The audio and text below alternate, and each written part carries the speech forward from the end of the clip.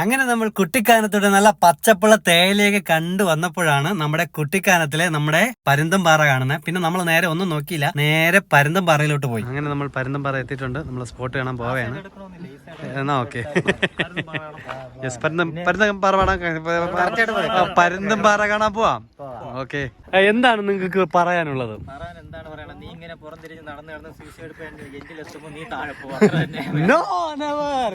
നമ്മളിപ്പോ എത്തിയത് സൂയിസൈഡ് പോയിന്റിലാണ്. നമുക്ക് സൂയിസൈഡ് പോയിന്റ് കാണാം. ആണോ, കിടിലം നല്ല വൈബുള്ള സ്പോട്ടാണ് നമ്മളിപ്പോ വന്നിരിക്കുന്നത്.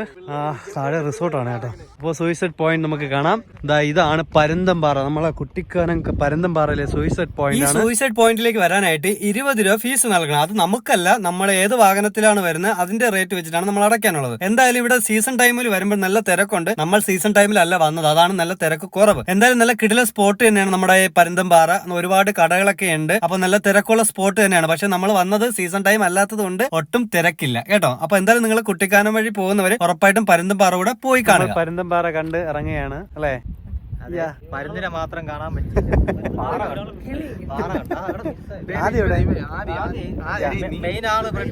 അപ്പോൾ നമ്മള് പരുന്തംപാറയിൽ നിന്നും സൂയിസൈഡ് പോയിന്റിലാണ് വന്നിരിക്കുന്നത്. ഇപ്പോൾ നിങ്ങൾ കണ്ടില്ലേ, ഇതാണ് നമ്മുടെ സൂയിസൈഡ് പോയിന്റ് പരുന്തംപാറയിലെ അല്ലേ? അപ്പൊ എന്താണ് പറയാനുള്ളത്?